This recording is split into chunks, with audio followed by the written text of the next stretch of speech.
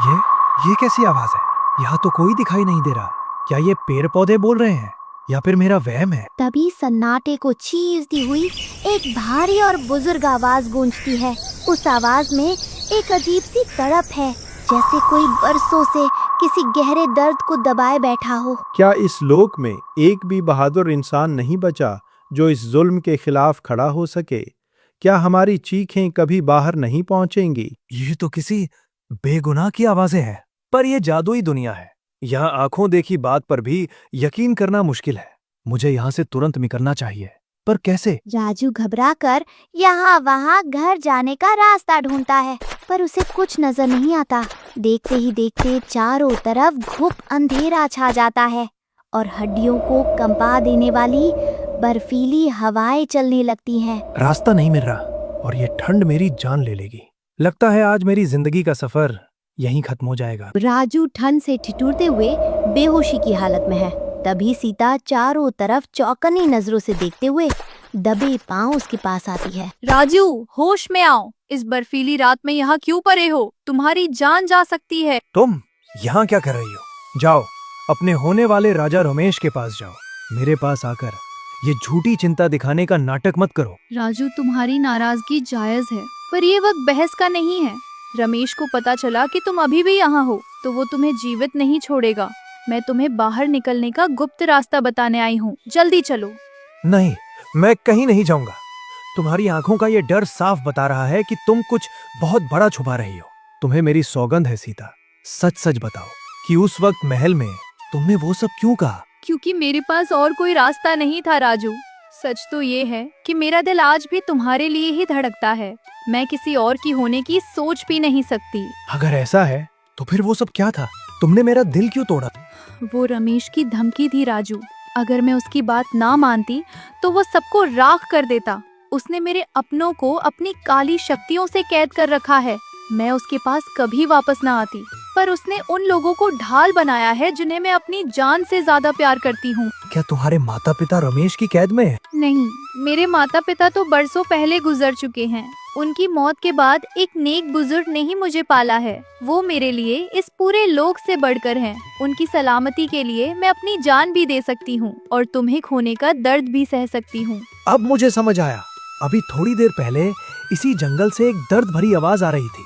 वो शायद उन्हीं बुजुर्ग की थी। वो यहीं कहीं पास में कैद है। क्या तुमने वाकई उनकी आवाज सुनी? राजू, कृपा करके मुझे बताओ कि वो आवाजें किस तरफ से आ रही थी? वो आवाजें वन की दक्षिण दिशा की तरफ से आ रही थी। चलो सीता, हम उन्हें वहाँ ढूंढते हैं। राजू और सीता थोड़े आगे जाते हैं। तभी उन्हें एक रहस्यमयी गुफा दिखती है। वो दोनों दबे पांव गुफा के अंदर दाखिल होते हैं। वहाँ का नजारा देख उनके होश उड़ जाते हैं। एक बुजुर्ग आदमी और एक औरत जादुई शक्तियों की जंजीरों में जकड़े हुए तड़प रहे हैं। हे भगवान, आप दोनों की ये हालत! मैंने आपको कहाँ कहाँ नहीं ढूंढा। मुझे माफ कर दीजिए, मुझे आने में बहुत देर हो गई। राजू और सीता को कुछ समझ नहीं आता कि आखिर वो भयानक जादुई शक्ति अचानक खत्म कैसे हुई। वो जंजीरें हवा में धुएं की तरह गायब हो गई, जैसे किसी और बड़ी शक्ति ने उनकी मदद की हो। मेरी बच्ची, तू वापस क्यों आई?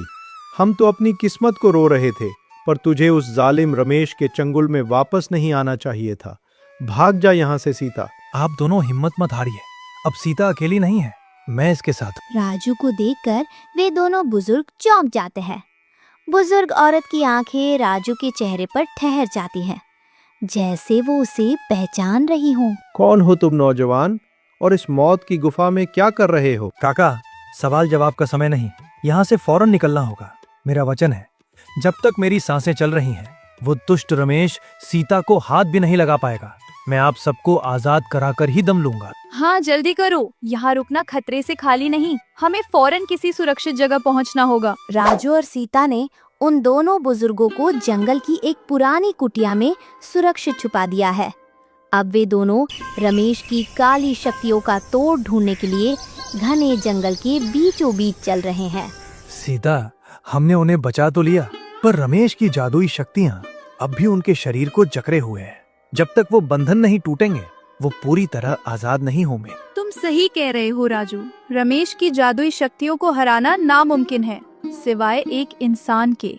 इस जंगल के उस पार एक सिद्ध साधु रहते हैं।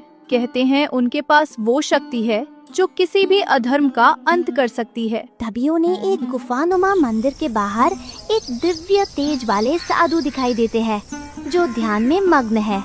उनके चारों ओर एक अजीब सी शांति है। महाराज क्षमा करें, हमने आपके ध्यान में बाधा डाली, पर हम एक बहुत बड़ी मुसीबत में हैं। हमें आपकी मदद चाहिए। देर कर दी तुमने आने में राजू। मैं तो बरसों से इसी घड़ी का इंतजार कर रहा था। आप मेरा नाम कैसे जानते हैं और आप मेरा इंतजार क्यों कर रहे थे? राजू, तुम्हारा यहां आना इत्तेफाक नहीं, नियति है। जिस रमेश से तुम लड़ रहे हो उसने सिर्फ सीता को ही नहीं बल्कि तुम्हारे अतीत को भी अंधेरे में रखा है। वो कोई साधारण इंसान नहीं बल्कि एक भयानक तांत्रिक है। महाराज, क्या आप जानते हैं कि रमेश की इन काली शक्तियों से कैसे बचा जाए और उस पापी का अंत आखिर कैसे होगा? सब्र करो पुत्री। रमेश की शक्ति उस मायावी कलश में छुपी है जो उसने पाताल लोक की आग से बनाया है। लेकिन उसे नष्ट करने के लिए राजू को अपनी उस शक्ति को जगाना होगा जो उसके जन्म के समय से ही उसके अंदर सोई हुई है। मेरी शक्ति? मैं तो एक मामूली इंसान हूं महाराज, जिसे दुनिया मनहूस कहती है। दुनिया जिसे मनहूस कहती है वही इस लोक का रक्षक है। राजू, जिसे तुम अनाथ होने का दुख समझ रहे हो, वो दरअसल एक गहरा राज है। महाराज, हमें उस दुष्ट रमेश को हराना है।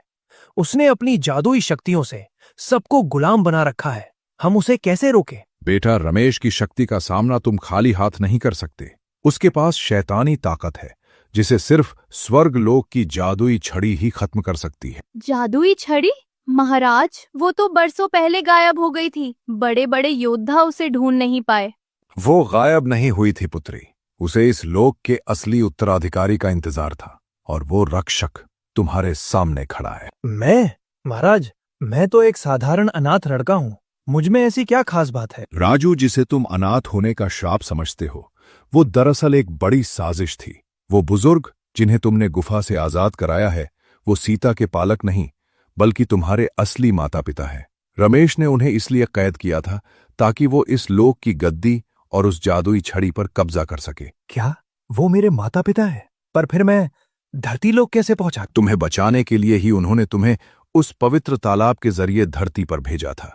अब वक्त आ गया है कि तुम अपनी विरासत को संभालो। राजू, महाराज सही कह रहे हैं। मुझे हमेशा से तुम में कुछ अलग लगा था। अब डरो मत। अपने माता पिता और इस लोक के लिए तुम्हें उस छड़ी को हासिल करना ही होगा। महाराज, आपने कह तो दिया कि रमेश का अंत एक जादुई छड़ी से होगा, पर मैं उसे इस विशाल स्वर्ग लोक में कहाँ ढूंढता फिरूं? क्या मुझे किसी गुफा या पाताल में जाना होगा? अक्सर इंसान उसे दूर ढूंढता है जो उसके सबसे करीब होता है।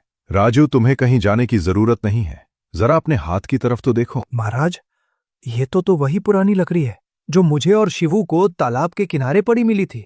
ये तो कोई मामूली चीज लगती है। यही तुम्हारी सबसे बड़ी भूल है। ये कोई मामूली लकड़ी नहीं बल्कि स्वर्ग लोक की राजदंड छड़ी है। इसी की अदृश्य शक्ति ने गुफा में तुम्हारे माता पिता उसके जादुई शक्तियों से आजाद कर दिया, जिससे तुम उन्हें सुरक्षित निकाल पाए। पर ये अभी तक सोई हुई है। तो क्या इसी छड़ी का हमें इंतजार था? पर महाराज, ये जादुई तो नहीं लग रही। क्योंकि इसे अपनी शक्ति जगाने के लिए इसके असली वारिस के खून और संकल्प की जरूरत है। राजू, इसे अपने हाथ में थाम लो और आंखें बंद करके अपने माता पिता के दुख को याद करो। राजू जैसे ही छड़ी को कसकर पकड़ता है, उसकी हथेलियों से एक तेज सुनहरी रोशनी निकलने लगती है। छड़ी के ऊपर की धूल झड़ने लगती है और उसके अंदर से बेशकीमती रत्न और जादुई नक्काशी उभरने लगती है। महाराज, मुझे अपने शरीर में एक अजीब सी बिजली दौड़ती महसूस हो रही है। ऐसा लग रहा है जैसे ये छड़ी मुझसे बातें कर रही है। जाग गई। स्वर्गलोक की रक्षक छड़ी जाग गई। अब ये सिर्फ एक लकड़ी नहीं बल्कि रमेश के काल का हथियार है। राजू, अब जाओ और उस जादूगर के अहंकार को मिट्टी में मिला दो। याद रखना, ये छड़ी सिर्फ तुम्हारे सच्चे मन से चलेगी। राजू और सीता भागते हुए उस कुटिया में पहुंचते हैं जहां उन्होंने उन बुजुर्गों को सुरक्षित रखा था। राजू के हाथ में चमकती हुई जादुई छड़ी को देखकर वे दोनों बुजुर्ग दंग रह जाते हैं। मुझे माफ कर दीजिए, मैं अपनी ही जड़ों से अनजान था।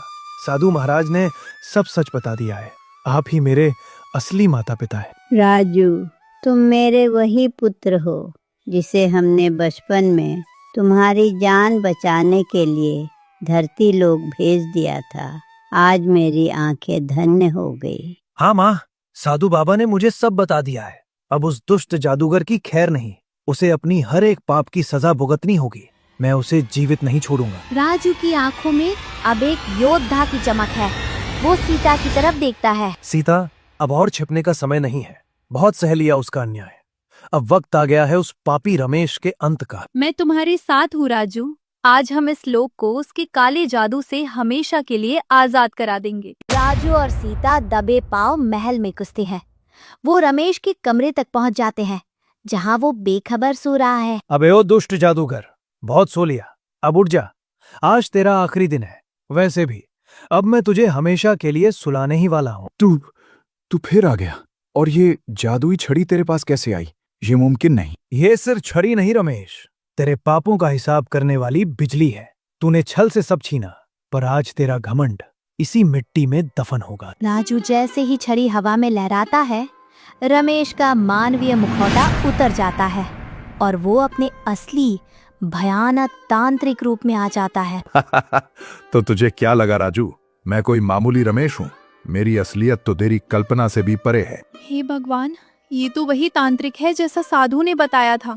राजू, जल्दी करो, अपनी जादुई छड़ी का प्रयोग करो। तभी राजू अपनी पूरी ताकत समेटकर उस जादुई छड़ी से दुष्ट तांत्रिक पर प्रचंड वार करता है।